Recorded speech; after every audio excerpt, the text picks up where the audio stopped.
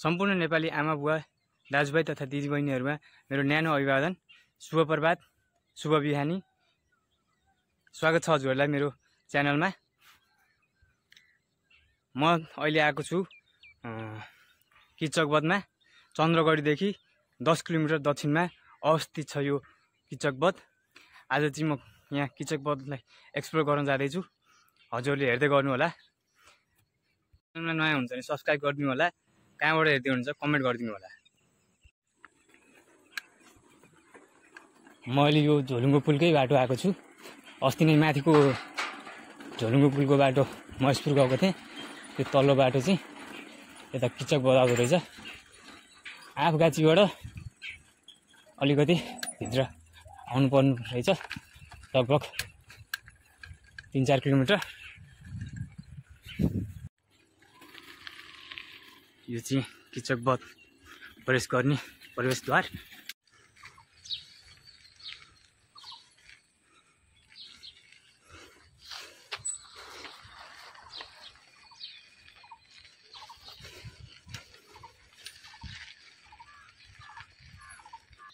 भग्नावशेषहरू, स्वस्तिक चिन्ह भएका इँटाहरू भेटिएका थिए। 2044 सालमा श्रीपाँच महाराज धिराज वीरेन्द्र वीरविक्रम शाह नै निरीक्षण गर्न आउनु भएको थियो र उहाँले नै यहाँनिर किचकबध भनेर नामकरण गर्नुभएको यहाँ हेर्न सकिन्छ। किचकबध, किचकको बध भइरहेको मूर्ति छ।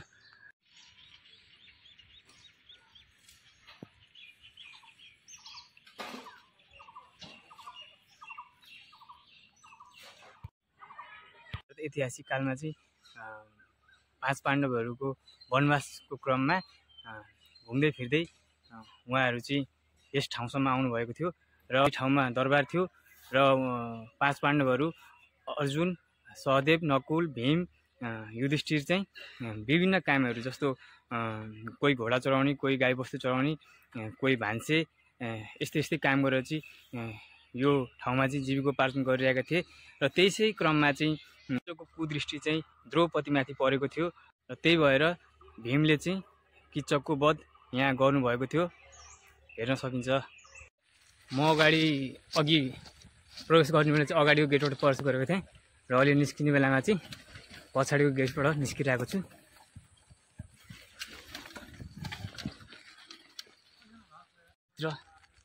तीर्थस्थल यहाँ घुम्ने क्रममा चाहिँ दाजुहरूसँग भेटौँ। दाजुहरू नमस्कार, स्वागत छ हजुरहरूलाई मेरो च्यानलमा। हजुरलाई पनि धेरै धेरै धन्यवाद छ। यहाँनिर चाहिँ दाजु पहिला कसको राज्य थियो अरे? यो चाहिँ अब हामीले सुन्न आउँदाखेरि चाहिँ अब दन्ते कथाको आधारमा हजुर चाहिँ यो अब विराट राजाको दरबार भन्ने कुराहरू यहाँ धेरै जनमानसको मुखबाट सुन्न पाइन्छ। हजुर। अनि यसलाई चाहिँ अहिले पुरातत्व विभागहरूले चाहिँ उत्खनन गर्दैछन्। 2044 सालमा उत्खनन गरेको? हजुर, त्यहाँबाट उत्खनन सुरु भएको हो। हजुर। र यो अहिले पनि उत्खनन जारी छ, क्रम जारी छ, जारी नै छ। राजा वीरेन्द्र पनि आउनुभएको थियो यहाँ 2044 सालमा। पारस र वीरेन्द्र आउनुभयो। हजुर हजुर। अब यसको चाहिँ कस्तो छ भने अब यो एउटा पर्यटकीय क्षेत्र मात्रै नभएर एउटा पौराणिक कथामा आधारित एउटा ऐतिहासिक स्थल हो हैन। यसलाई चाहिँ किचकबध स्थलको नामले प्रख्यात छ। हजुर हो। यो चाहिँ महाभारत कालीनसँग चाहिँ जोडिन आउँछ यहाँको कथा वस्तुहरू। हजुर हो।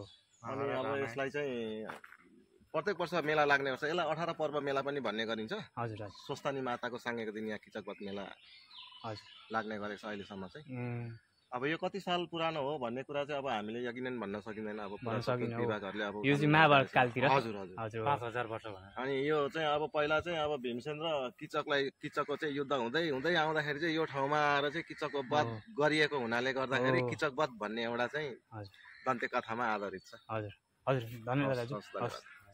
यहाँदेखि 20 किलोमिटर तल दक्षिणमा चाहिँ कचनकवल अवस्थित छ, जुन चाहिँ समुद्र सतहदेखि 58 मिटरको उचाइमा छ। नेपालको सबैभन्दा होचो ठाउँ। साथीहरू म चाहिँ अहिले त्यहाँनिर जान पाइनँ।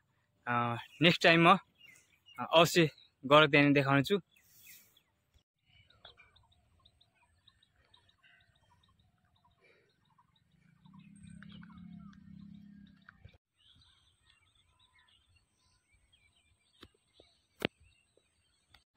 यता महेशपुरको बाटो हुँदै म अब मेची पुलतिर लाग्दैछु। यहाँ मेरो एकजना भाउजू हुनुहुन्छ, भाउजूको घरमा खाना खाएर अब हेर महेशपुरको बाटो हुँदै अब म मेची पुलतिर लाग्दैछु, भद्रपुर मेची पुलतिर। त्यहीँबाट मेरो यात्रा सुरु गर्छु। नमस्कार आन्टी अङ्कलहरू। म यात्री हजुर हजुर हस् धन्यवाद। बस आजको दिन पनि शीतलै छ र मलाई साइकल राइडिङ गर्न पनि अलिक सजिलो भएको छ।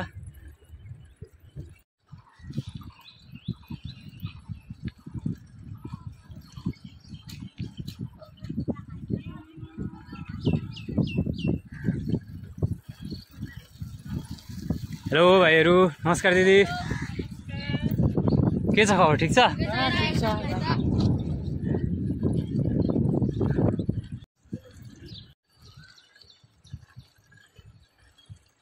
यहाँ पोखरी रहेछ, हेर्न सकिन्छ। यहाँ चाहिँ सायद बर्खामा यो भरिन्छ होला।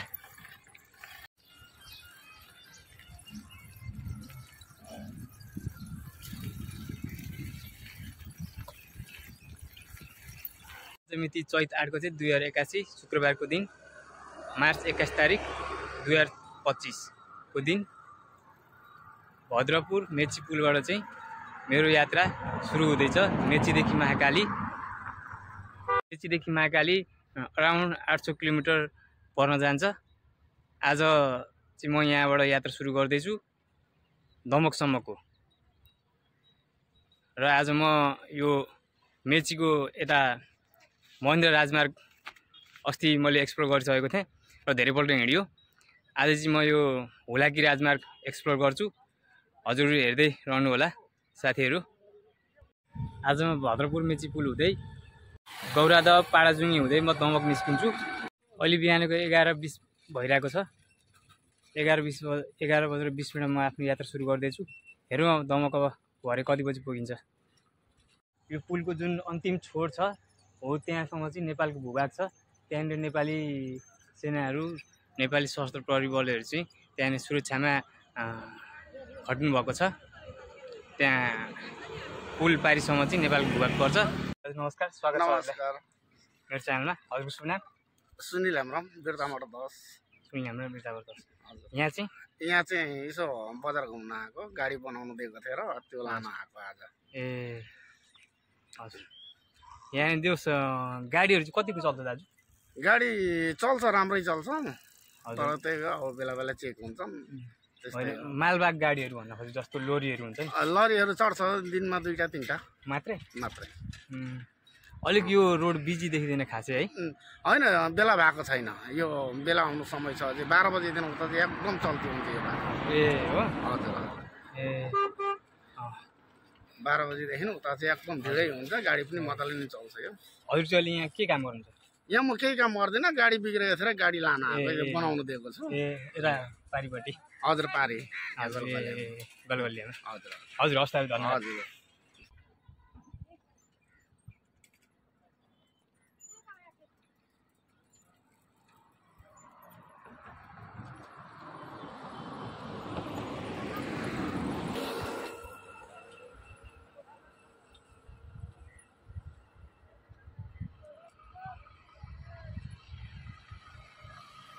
यता तलतिर खोलाको छेउमा हेर्न सकिन्छ खरबुजा खेती भएको छ।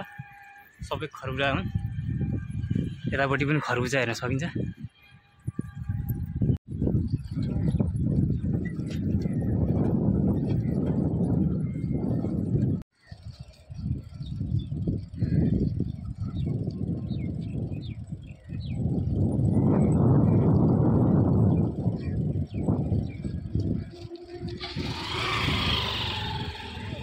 यो झापा चोक, यहाँबाट दाहिने चाहिँ चन्द्रगढी बिर्तामोड 4 गइन्छ र देब्रे साइड चाहिँ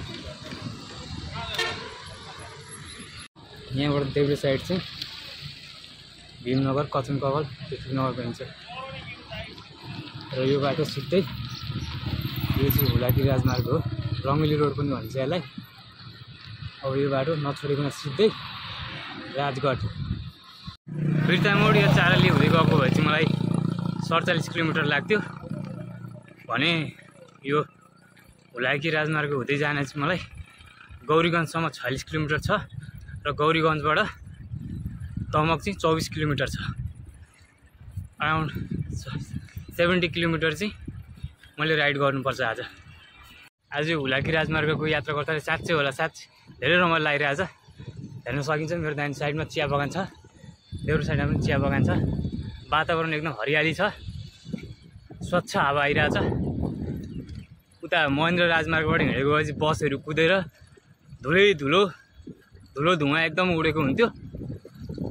अस्ति सिलगढीबाट आउने क्रममा हावा एकदमै चलेको भएर धुलोहरू एकदमै उडेको भएर मलाई चाहिँ अस्ति लुगा खोकी लाएर रातभरि सुत्न सकिनँ। अस्तिको दिन त रातैभरि ननिदाइकन उज्यालो भयो। आज यो बाटो हिँड्दाखेरि एकदमै आनन्द लागिरहेछ। उता महेन्द्र राजमार्ग फेरि कति त अब बन्दैछ बाटो, त्यही भएर नि धुलो हुन्छ क्या।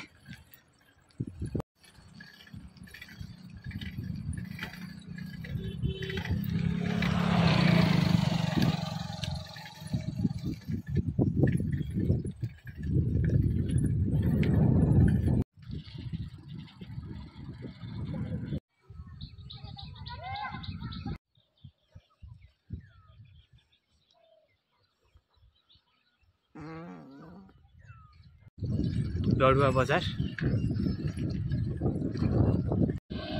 टिप्पर चाहिँ हिँड्दो रहेछ यो बाटो।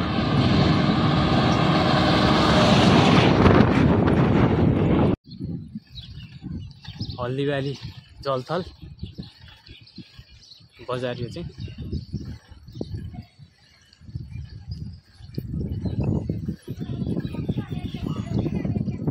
यतापट्टि चाहिँ पुरानो भइरहेको रहेछ।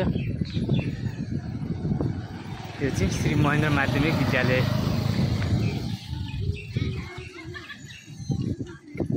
यता देब्रे साइडमा दुर्गा माताको मन्दिर, जय हो माता दुर्गा भन्दै।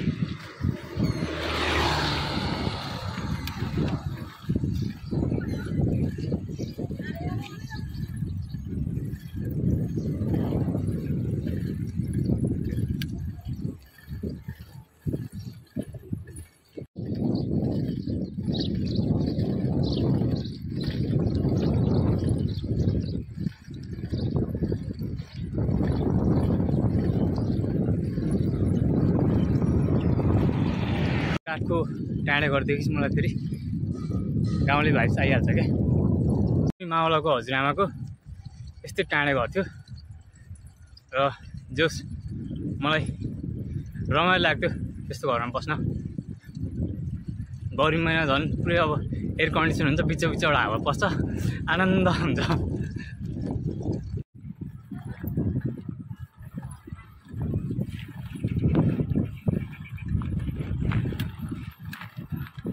मान्छेको हुलमुलको काइमै पनि छैन, कस्तो आनन्द।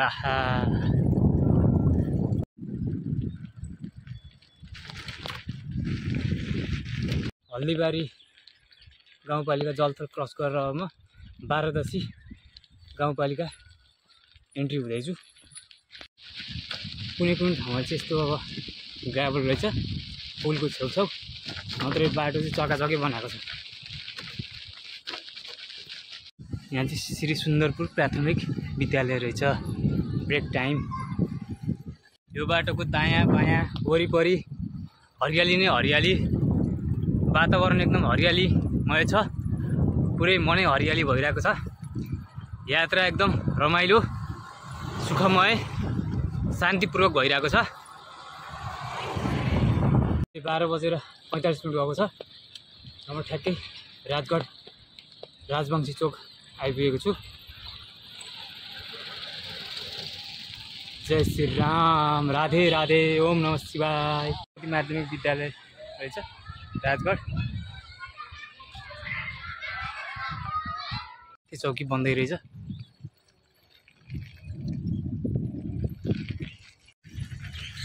ओम नमः शिवाय।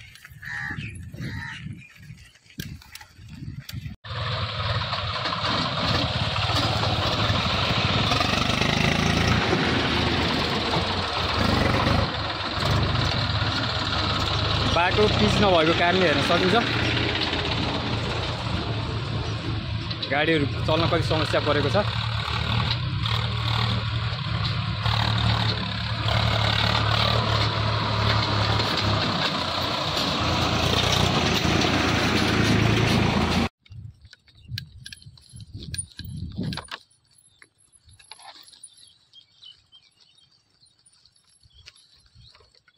म अहिले ठ्याक्कै राजकोट कट र बिरिङ खोला आएको छु हेर्न सकिन्छ र यहाँनिर बिरिङ खोलामा चाहिँ पुल बनेको रहेनछ। यही पुल नबनाएको कारणले यो बाटो चाहिँ गाडीहरू त्यति कुद्दैन, बाइक यस्तै ट्र्याक्टर स्याक्टरहरू चाहिँ कुद्छन्। अब यो बिरिङ खोलामा ब्रिज कहिले बनियो हेर्दै जाउँ। सरकारी निकायहरूमा सायद बजेट पास नभएको हो कि के भएको, किन रोकिएको यो कार्यहरू, यसमा ध्यान जाओस् सबैको। हुन्छ बालुवाहरू चाहिँ जे होस् निकालिँदै रहेछ टन्न, बालुवा पनि टन्नै रहेछ नि त।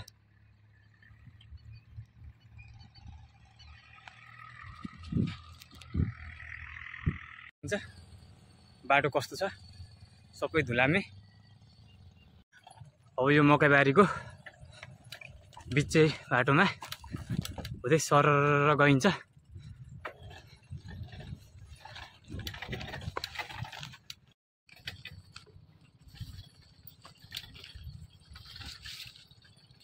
हेर्न सकिन्छ हिलामे कादो बाटो, यो कहिले पिच हुने हो।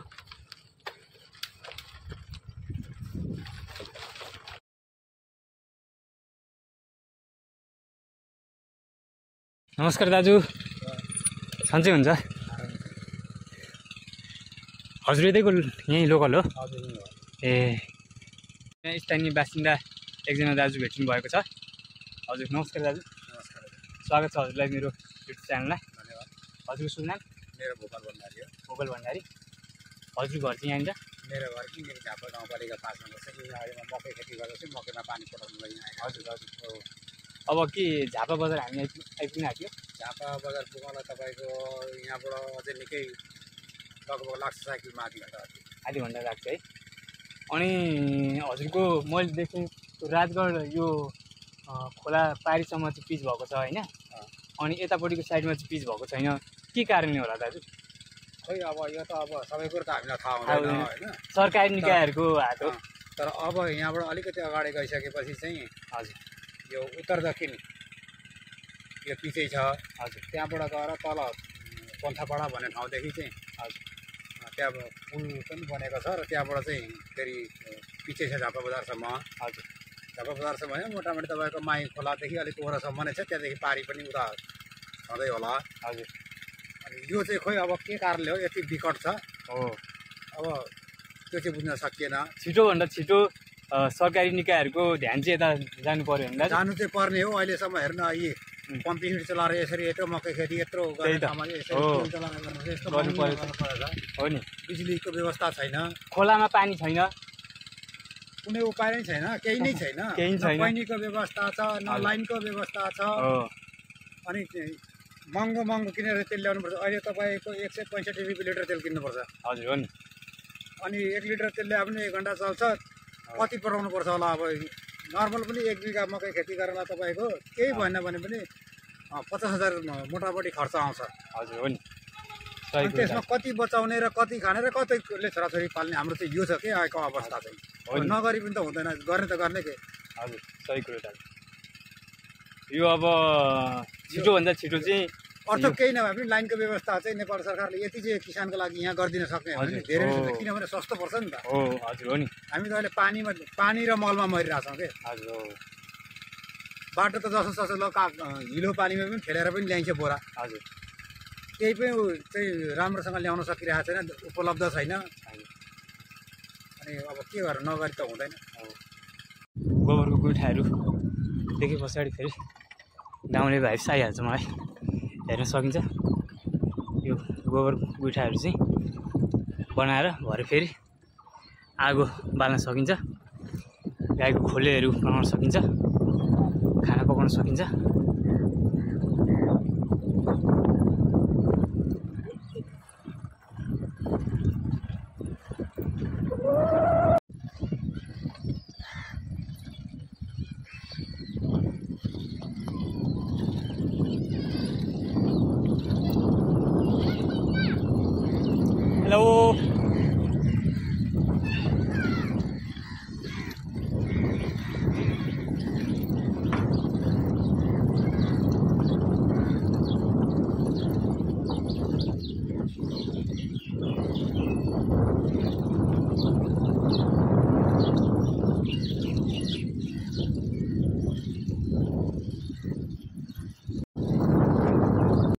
महेन्द्र माध्यमिक विद्यालय झापा गाउँपालिका पन्थापाडा।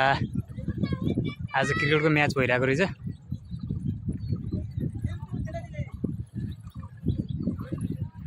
कसको म्याच छ आज?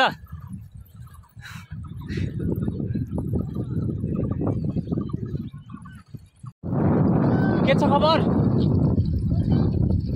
हेलो, यता मेरो देब्रे साइडमा हेर्न सकिन्छ, आँखाले भ्याइन्जेलसम्म देख्न सकिन्छ मकै खेती। यता दाहिने साइडमा पनि देख्न सकिन्छ। यहाँ बिघौँ बिघा खेती भइरहेको रहेछ।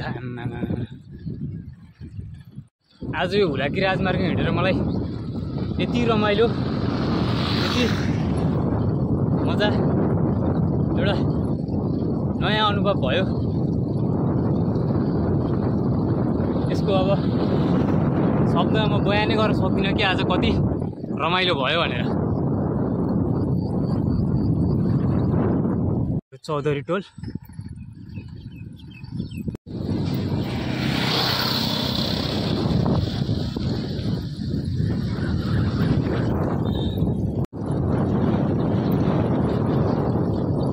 नमस्कार आन्टी।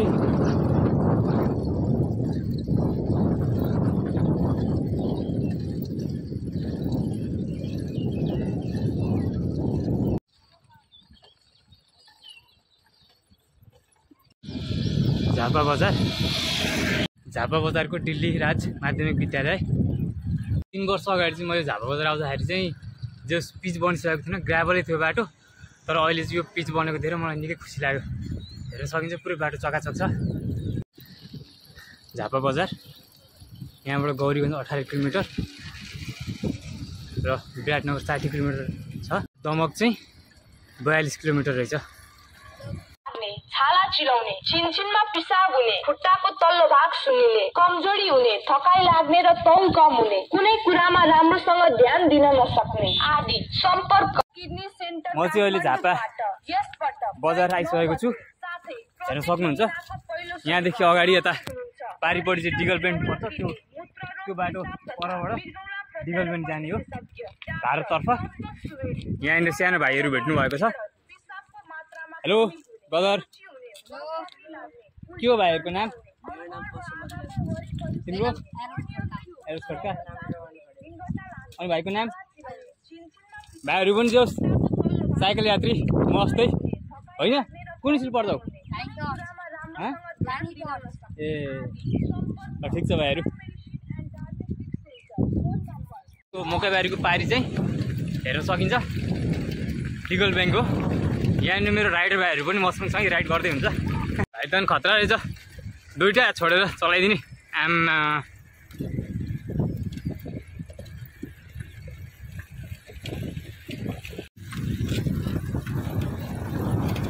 Riding together.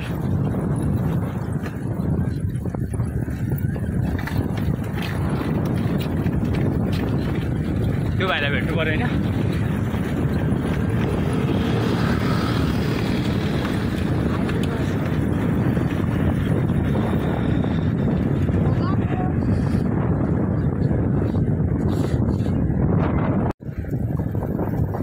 यहाँ रिपोर्ट टाढा भाइको ए यहाँ आयो है। ल बाई बाई। ठ्याक्कै 2 बजेको छ। म चाहिँ माइखोला कन्काई ब्रिजमा आएको छु। यो कन्काई ब्रिज बन्दैछ भनेको मैले सुनेको 5-6 वर्ष भइसक्यो, तर अहिलेसम्म बनिसकेको छैन। काम त भइरहेको छ तर एकदम सुस्त गतिमा भइरहेको छ। किन यस्तो सुस्त गतिमा काम भएको? यो ब्रिज नबन्नाको कारणले गर्दाखेरि हेर्न सकिन्छ बाटो कस्तो छ। धुलामै बाटो हिँड्नुपर्छ। मोटरसाइकल पनि भाँसिदो रहेछ, साइकल पनि भाँसिदो रहेछ।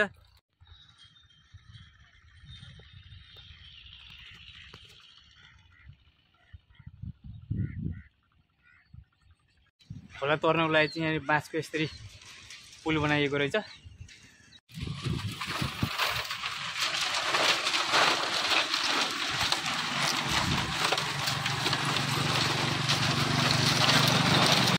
साथीहरू अर्बौं रुपियाँ चाहिँ यो कन्काई ब्रिज बन्नको लागि आएको होला र सर्वसाधारणले यो भाटे पुल क्रस गरेपछि 50 रुपियाँ तिर्नुपर्ने।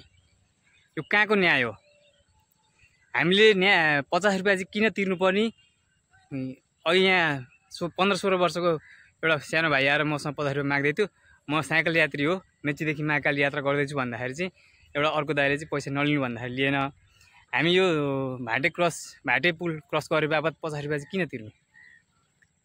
बाइक साइकललाई चाहिँ 50 रुपियाँ लाग्दो रहेछ। यो पैसा किन तिर्नुपर्ने, कसलाई तिर्नुपर्ने, यो पैसा कहाँ जान्छ? साथीहरू सबैको ध्यान जाओस्। यो बाटो माथि चाहिँ झिलझिल जाने रहेछ, यता देब्रे चौरी, र यो बाटो सिधै गौरीगञ्ज। ठ्याक्कै 2:30 बजेको छ। यहाँबाट अझै 10 किलोमिटर छ गौरीगञ्ज। 3 बजे म गौरीगञ्ज पुग्छु।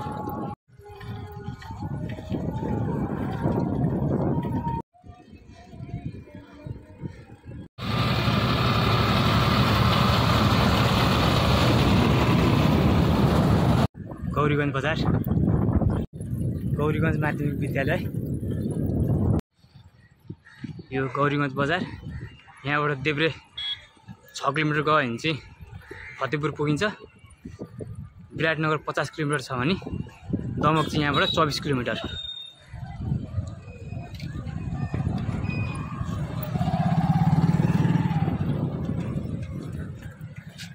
सिधै अब दमक लाग्यो।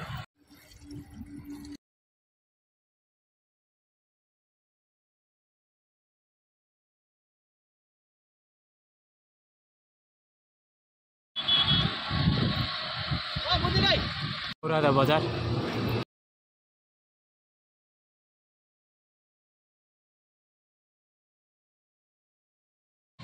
पाडाजुङ्गी, यहाँबाट दाहिने काँक्रीभुट्टा मेची, देब्रे दमक। ठ्याक्कै 4:35 मा दमक आइपुगेँ। 5.25 घन्टामा 70 किलोमिटर कभर गरेछु। सङ्ग्रहमा भन्नुपर्दाखेरि आज बिहानदेखि अहिलेसम्म 90 किलोमिटर राइड गरेछु मैले। भिडियो कस्तो लाग्यो साथीहरू कमेन्ट गरिदिनु होला, लाइक गरिदिनु होला, सेयर गरिदिनु होला। यसरी नै सपोर्ट गरिदिनु होला। हजुरको साथ सपोर्टले नै अघि बढिने छ। हस्त साथीहरू, फेरि भेट्नुला नेक्स्ट भ्लगमा। भिडियो अन्त्यसम्म हेर्नुभएकोमा धन्यवाद। हस्त साथीहरू, जय नेपाल।